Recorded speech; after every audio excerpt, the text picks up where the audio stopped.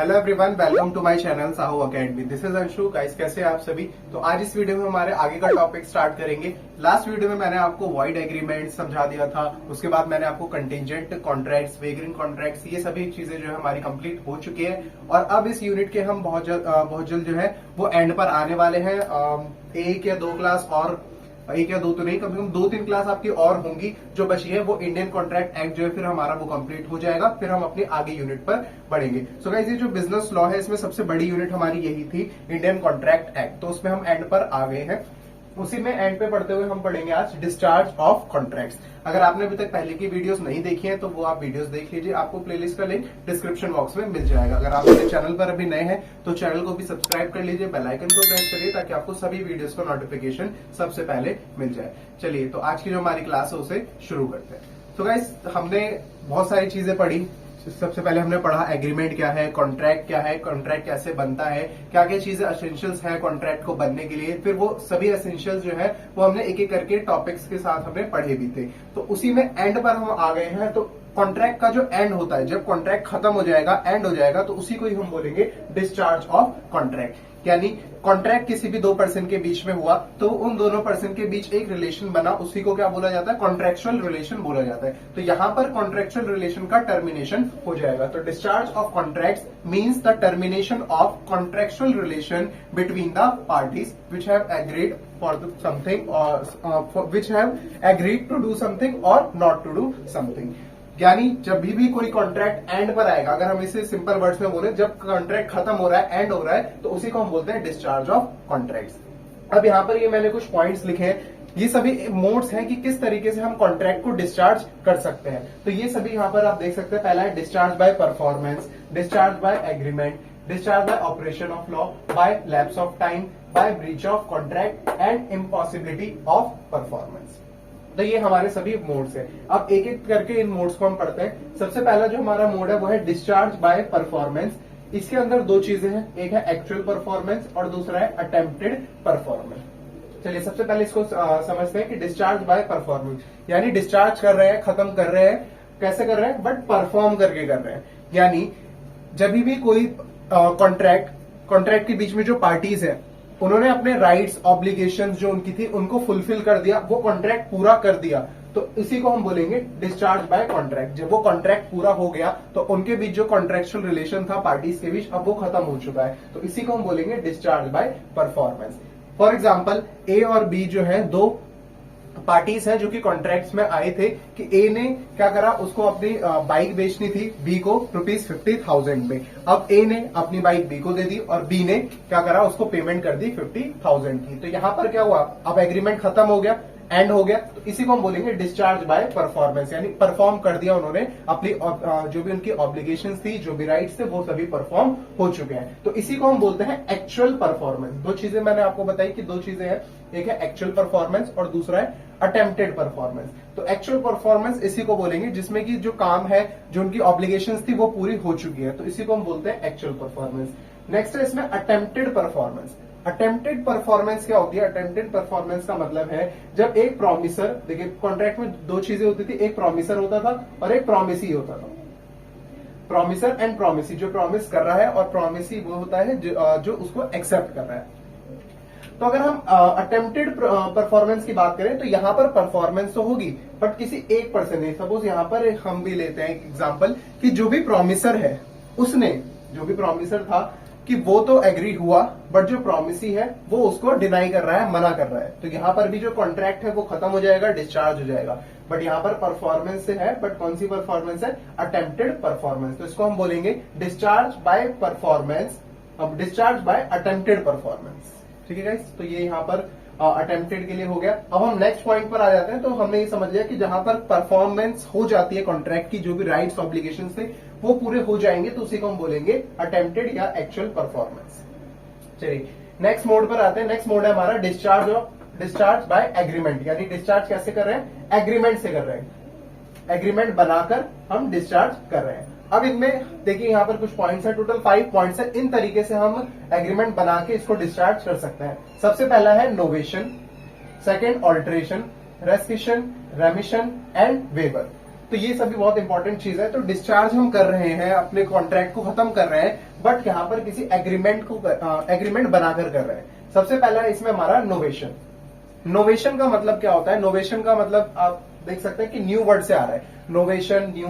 तो यहां से आप इसको याद रख सकते हैं कि जब भी नया कॉन्ट्रैक्ट बनेगा और जो पुराना कॉन्ट्रैक्ट था उसको सब्स्टिट्यूट करते हुए, तो उसी को हम बोलते हैं नोवेशन। सपोज किसी भी पार्टी के बीच दो पार्टीज है, उनके बीच एक एग्रीमेंट पहले से हो रखा हुआ है, अब उसको क्या कर रहे हैं, वो उसकी जगह एक दूसरा नया एग्रीमेंट कर रहे हैं, तो उसी को हम बोलेंगे नोवेशन। तो नोवेशन का मतलब सिंपल सा इतना ही है कि जब कोई भी पार्टी जो है एग्रीमेंट में, वो क्या कर रहे हैं, अपने पुराने एग्जिस्टिंग कॉन्ट्रैक्ट को सब्स्टिट्यूट कर रहे हैं न्यू कॉन्ट्रैक्ट से, तो उसको बोलेंगे हम नोवेशन।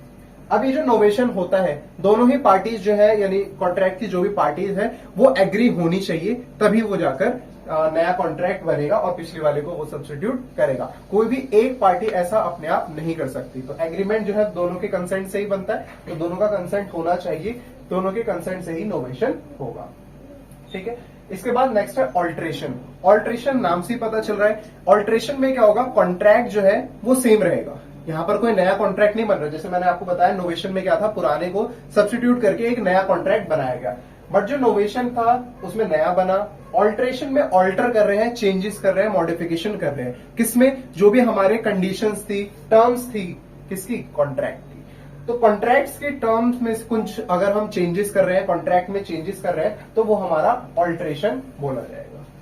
ठीक है गाइस, चलिए नेक्स्ट आते हैं हम रेस्किशन पे। रेस्किशन जो हमारा है, रेस्किशन का मतलब होता है बेसिकली पूरा खत्म करना, उसको पूरा कैंसिल करना। जब भी हम जो एग्रीमेंट है, नोवेशन में क्या था कि पिछले वाले को हमने सब्स्टिट्यूट करके नया बना लिया, ऑल्ट्रेशन में चेंजेस कर दिए, बट जहां हम बात करेंगे रेस्किशन की, तो रेस्किशन में क्या होगा कि जो भी हमारा एग्रीमेंट है, जो बना था कॉन्ट्रैक्ट पहले, अब उसको हम सिंपली कैंसिल करके डिस्चार्ज कर रहे हैं कॉन्ट्रैक्ट को। तो रेस्किशन में क्या था कि पूरा का पूरा हमारा जो कॉन्ट्रैक्ट है वो कैंसिल हो जाएगा। नेक्स्ट है हमारा पॉइंट रेमिशन। रेमिशन में क्या होगा, रेमिशन में क्या होता है कि जो भी हमारा एक मान लेते हैं, यहाँ पर भी एक पहले एग्जांपल लेते हैं कि दो लोग जो है वो कॉन्ट्रैक्ट में हैं। अब वो जो कॉन्ट्रैक्ट है वो सपोज किसी अमाउंट को लेकर है कि ए और बी दो लोग हैं जो कि कॉन्ट्रैक्ट में है, जिसमें से ए को कितना लेना है, 500 रुपीज जो है वो लेने हैं बी से। यहां पर क्या होता है, रेमिशन का मतलब होता है कि लेस अमाउंट में अगर वो क्या कर रहे हैं, आपस में सेटलमेंट कर ले रहे हैं, तो उसी को हम बोलते हैं रेमिशन। जैसे मैंने आपको बताया कि ए को कितना पैसा लेना था, बी से 500 रुपीज, बट अब वो 500 ना देके 250 दे रहा है, और जो ए है वो सेटिस्फाई है और उसने उसको सेटल कर दिया बी के अकाउंट को, तो इसी को हम बोलेंगे रेमिशन। जब भी लेसर अमाउंट, फ्यूअर अमाउंट की बात होगी, तो वहीं पर जो चीज आएगी हमारी वो है रेमिशन। तो यहां से हमारा जो एग्रीमेंट था वो भी डिस्चार्ज हो गया।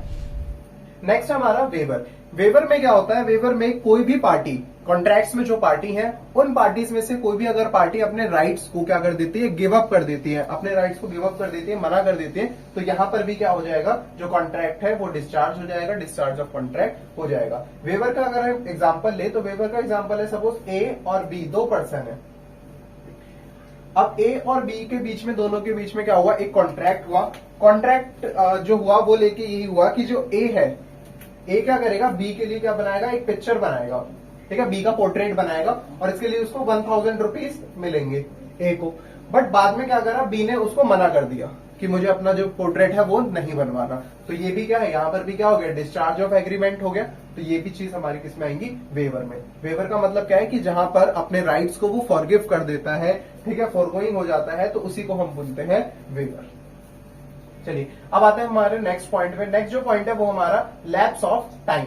लैप्स ऑफ टाइम का मतलब क्या है कि जब टाइम बीत जाए, ज्यादा टाइम हो जाए और हमने कोई एक्शन नहीं लिया, तब भी वो हमारा किसमें आ जाएगा, डिस्चार्ज ऑफ कॉन्ट्रैक्ट्स में आ जाएगा। देखिए गाइस, जो भी हमारा एक एग्रीमेंट होता है, कॉन्ट्रैक्ट होता है, इसके लिए कोई स्पेसिफिक टाइम होता है सभी कॉन्ट्रैक्ट्स का।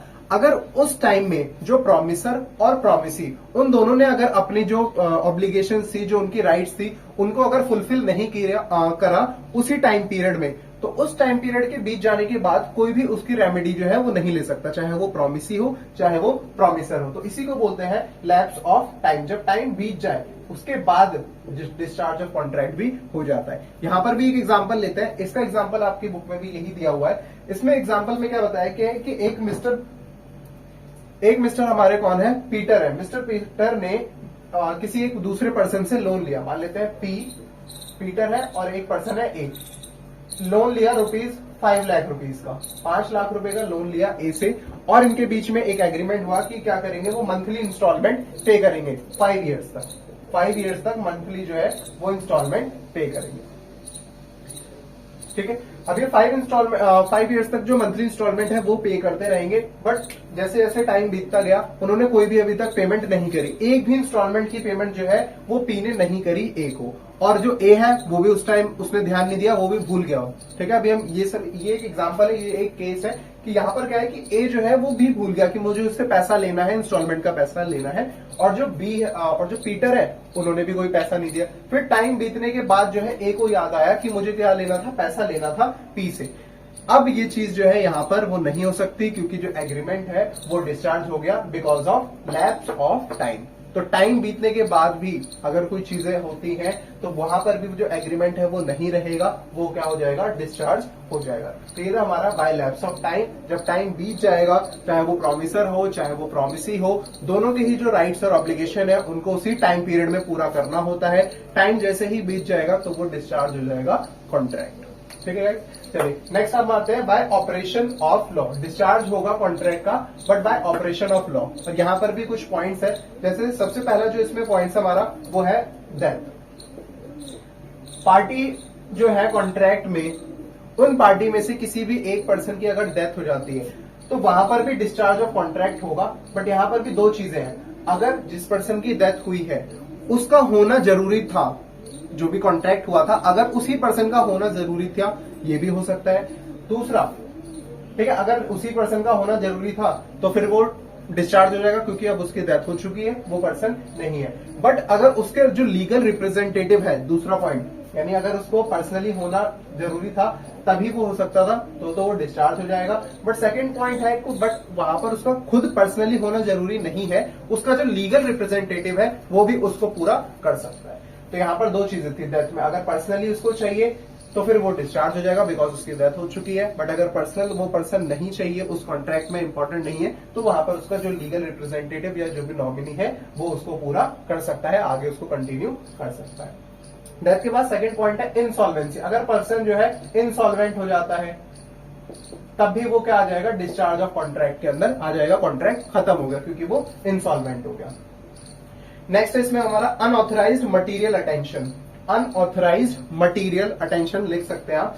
इसमें क्या होता है कि जो भी अनऑथराइज्ड मटेरियल की बात करूं तो material alteration in the terms of contract without the consent of other party discharges the contract. कोई भी कॉन्ट्रैक्ट में जो टर्म्स थे, कंडीशंस थी, उसमें से किसी भी मटेरियल इंफॉर्मेशन यानी जो इंपॉर्टेंट इंफॉर्मेशन थी उसको चेंज कर दिया बिना किसी दूसरे पार्टी के कंसेंट के, बिना उससे कुछ पूछे, बिना कुछ उससे बताए कॉन्ट्रैक्ट्स में चेंजेस कर दिए, तो वहां पर भी वो हमारा किसके अंदर आएगा, डिस्चार्ज ऑफ कॉन्ट्रैक्ट में आएगा। अब आगे बढ़ते हैं, आगे हमारा by breach of contract. By breach of contract में क्या है, यहां पर भी डिस्चार्ज हो जाएगा कॉन्ट्रैक्ट का। ब्रीच ऑफ कॉन्ट्रैक्ट वैसे मैं आपको आगे जो नेक्स्ट वीडियो आएगी उसमें हम पढ़ेंगे, बहुत डिटेल में इसको पढ़ेंगे, ये अच्छा टॉपिक है और थोड़ा इंपॉर्टेंट टॉपिक भी है। By breach of contract, breach of contract का भी मतलब होता है कॉन्ट्रैक्ट को खत्म करना, जहां पर एक पर्सन दूसरे पर्सन जो पार्टी है उसको अपने राइट्स अपने मना कर देता है, अपनी ऑब्लिगेशन को पूरा करने से मना कर देता है, तो वहां पर भी टर्मिनेशन ऑफ कॉन्ट्रैक्ट हो जाएगा। तो इसको हम आगे और अच्छे से पढ़ेंगे।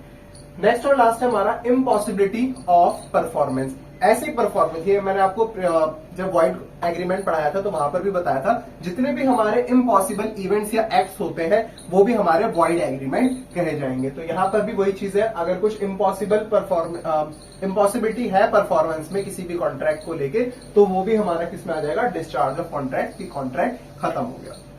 ठीक है, तो ये थे हमारे डिस्चार्ज ऑफ कॉन्ट्रैक्ट से सभी पॉइंट। डिस्चार्ज ऑफ कॉन्ट्रैक्ट यानी जब हम कॉन्ट्रैक्ट को खत्म कर रहे हैं, जो कॉन्ट्रैक्चुअल रिलेशंस था पार्टीज का वो जब खत्म हो रहा है, इसी को हमने बोला डिस्चार्ज ऑफ कॉन्ट्रैक्ट। ये सभी हमारे मोड्स थे कि किन किन तरीके से हम अपने जो कॉन्ट्रैक्ट हुआ था उनको खत्म कर सकते हैं या डिस्चार्ज कर सकते हैं। नेक्स्ट वीडियो में हम पढ़ेंगे ब्रीच ऑफ कॉन्ट्रैक्ट और क्या क्या उनकी रेमेडीज अवेलेबल है। तो चलिए आज की हम क्लास यहीं पर एंड करते हैं। आई होप आपको ये वीडियो पसंद आई होगी। अगर आपको ये वीडियो पसंद आई तो वीडियो को लाइक करिए, चैनल को सब्सक्राइब कर लीजिए, बेल आइकन को प्रेस कर लीजिए ताकि आपको सभी वीडियोस का नोटिफिकेशन सबसे पहले मिल जाए। Thank you.